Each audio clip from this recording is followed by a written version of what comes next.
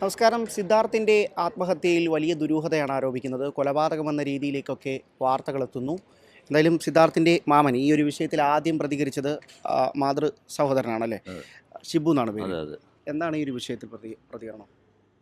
സിദ്ധാർത്ഥിൻ്റെ മരണം നമ്മൾ ആദ്യമേ നമുക്ക് അസ്വാഭാവികത തോന്നിയിരുന്നു. ആദ്യ ദിവസം തന്നെ ഞങ്ങൾ അവിടെ പോയ ദിവസം തന്നെ നമ്മൾ കേസ് ഫയൽ ചെയ്തിട്ടാണ് വരുന്നത്. അപ്പോൾ തന്നെ നിങ്ങൾക്കറിയാമല്ലോ, നമുക്കവിടെ സംശയം ഉണ്ടായിരുന്നു.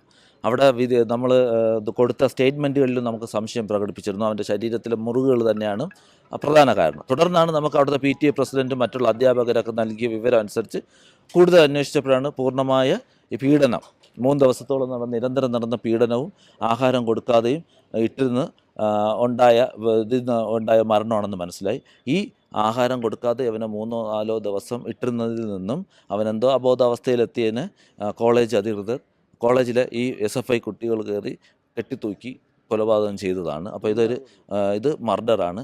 ആ കൊലപാതകത്തിനെ ഡീന് മൊത്തത്തിൽ മാറ്റി ആത്മഹത്യയാക്കി മാറ്റാൻ ശ്രമിച്ചു. ഡീനും ഒരു ഫിസിക്കൽ എഡ്യൂക്കേഷൻ ടീച്ചറായ കാന്തനാഥൻ, അവിടുത്തെ വാർഡൻ, ഇവരെല്ലാവരും ചേർന്നു. ഇതിന് മൊത്തത്തിൽ സഹായിച്ചത് അവിടുത്തെ SI മണി.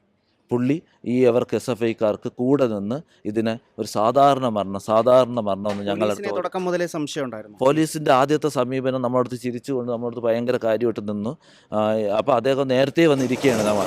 അപ്പോൾ തന്നെ നമ്മൾ ചോദിച്ചു, നിങ്ങൾ അപ്പോൾ ട്രിവാൻഡ്രം പോലെയല്ല വൈത്തിരി പോലീസ്, അങ്ങനെ അദ്ദേഹം പറഞ്ഞതുപോലെ തന്നെ വൈത്തിരി പോലീസ് പ്രത്യേകതയുണ്ട്. അവർ SFIക്കാരോടൊപ്പം നിന്ന് അവർക്ക് വേണ്ട എല്ലാ ഒത്താശയും ചെയ്തു കൊടുത്തിട്ടുണ്ട്. അങ്ങനെയാണ് ഈ കൊലപാതകത്തിനെ അവർ അട്ടിമറിച്ച് ഒരു സൂയിസൈഡ്, അതൊരു വിഷയത്തിൻ്റെ സൂയിസൈഡാക്കി മാറ്റാൻ ശ്രമിച്ചത്. ഈ ഒരു വിഷയത്തിൽ ഇപ്പോൾ നിങ്ങൾ ഏതറ്റം വരെ പോരാടാനും തയ്യാറാണ്? ഏതറ്റം എന്ന് വെച്ചാൽ നീതി ലഭിക്കുന്നത് ഇനി എവിടെ ആയാലും, സുപ്രീം കോടതിയാണെങ്കിൽ അങ്ങറ്റം വരെ. ഇനി അതും കഴിഞ്ഞിട്ട് വേറെ എന്തെങ്കിലും കോടതി ഇന്ത്യയിലെ സംവിധാനത്തിന് പുറമെ വല്ല നമുക്ക് ഉപയോഗിക്കേണ്ടി വരുമെങ്കിൽ അതും ഉപയോഗിക്കും. ഇവിടെ തന്നെ ഈ സിദ്ധാർത്ഥിൻ്റെ രാഷ്ട്രീയം ഇല്ലാത്ത ആളാണെന്ന് നിങ്ങൾ പറയുന്നുണ്ട്. പക്ഷേ സിദ്ധാർത്ഥിനെ രാഷ്ട്രീയവൽക്കരിക്കാൻ ഒരുപാട് ശ്രമങ്ങൾ വരുന്നു എന്നുള്ളൊരു ആരോപണവും വരുന്നു. ഇല്ല, ഒരിക്കലും ഇല്ല. അവന് രാഷ്ട്രീയം ഇല്ല. ഞങ്ങളെ പോലെ തന്നെയാണ്. എന്നെ പോലെയോ അവൻ്റെ മാമനെ പോലെയോ അമ്മയെ പോലെയോ അച്ഛനെ പോലെയൊക്കെ അവനൊരു രാഷ്ട്രീയത്തിലും വിശ്വാസിയല്ല. അവനൊരു സ്വതന്ത്ര ചിന്താഗതിക്കാരൻ. അത് ആരാണോ തെറ്റ് ചെയ്യണ, തെറ്റ് ശരിയാണെങ്കിൽ ശരി. അതുവാണല്ലോ കോളേജിലും പ്രശ്നം. SFI യൂണിയനിൽ ചേരുകയോ പ്രതികരിക്കാൻ തയ്യാറാവാത്തത് കൊണ്ടാണല്ലോ ഈ പ്രശ്നം അവർക്ക് ഇത്രയും കരടായത്. അതോടൊപ്പം അവൻ്റെ വളർച്ചയിൽ അസൂയുള്ള കുറച്ച് സുഹൃത്തുക്കൾ SFIയിൽ ചേരാത്തതിൻ്റെ SFIക്കാർക്കും അവൻ്റെ വളർച്ചയിലുള്ള അസൂയ അത് കൂട്ടുകാർ, ഇവർ രണ്ടുപേരും ചേർന്നതാണ് ഇവനെ കൊലപാതകം ചെയ്തിരിക്കുന്നത്. കൂട്ടുകാർക്ക് പോലും മൊഴി നൽകാൻ പറ്റാത്ത സാഹചര്യമാണ്. അങ്ങനെ പ്രതികരിക്കാൻ ഭീഷണിപ്പെടുത്തുന്നു എന്നൊക്കെ വലിയ ആരോപണം വരുന്നു. എന്താണ് അതിനെക്കുറിച്ച് നിങ്ങളുടെ? തീർച്ചയായും ആ ക്യാമ്പസിൽ ഒരു യൂണിറ്റേ ഉള്ളൂ. SFI എന്ന് പറയുന്ന ഒരു യൂണിയൻ മാത്രമാണ് പ്രവർത്തിക്കുന്നത്. അവിടെ ആധിപത്യം സ്ഥാപിച്ചിരിക്കുകയാണ്. അവിടെ 98% അധ്യാപകരെയും അവരുടെ കയ്യിൽ കൊണ്ടുവച്ചിട്ടുണ്ട്. അപ്പോൾ അവർക്ക് പൂർണ്ണമായിട്ട് SFIയുടെ കൺട്രോളിൽ പോകുന്നതാണ്. അപ്പോൾ അവിടെ ഒരു കുട്ടി പ്രതികരിച്ചു കഴിഞ്ഞാൽ അവനും സിദ്ധാർത്ഥൻ്റെ അവസ്ഥ ഉണ്ടാവുമെന്ന് എല്ലാവർക്കും അറിയാം. അതുകൊണ്ടാണ് പ്രതികരിക്കാത്തത്. കുറച്ച് അറിയാവുന്ന സുഹൃത്തുക്കൾ പ്രതികരിക്കാത്തത് അവനെ വകവരുത്താനും കൂടെയാണ്. അപ്പോൾ ഇതാണ് അവിടെ സംഭവിച്ചത്. 130 പേര് കണ്ടുകൊണ്ടിരുന്ന അതിൽ ഒരാൾ പോലും പ്രതികരിക്കാത്തത് നാളെ അവർക്ക് ഈ അനുഭവം വരാതിരിക്കണം. പക്ഷേ അങ്ങനെ പ്രതികരിക്കാതിരുന്നവന്മാർ എന്തോ ഒരു വാക്കുപയോഗിക്കണം. പക്ഷേ ഞാനിത് ഉപയോഗിക്കുന്നില്ല. ഈ റൂംമേറ്റ്സ് അടക്കം മർദ്ദിച്ചു എന്ന് പറയുന്നു. ഈ പിടിയിലായവരിൽ റൂംമേറ്റ്സ് ഉണ്ടോ? അതെ, ഉണ്ട്. തീർച്ചയായിട്ടും 5 പേരുണ്ട്.